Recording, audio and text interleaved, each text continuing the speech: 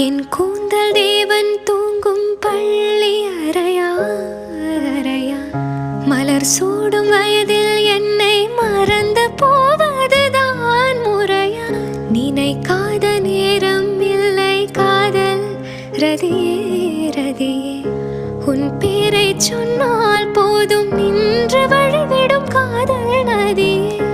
என் சுவாசம் உன் மூச்சில், உன் வார்த்தையின் பேச்சில், 5-6 நூற்றாண்டு வாழ்வோம் என் வாழ்வேவா. மலர்களே மலர்களே இது என்ன கனவா? மலைகளே மலைகளே இது என்ன நினைவா? உருகியது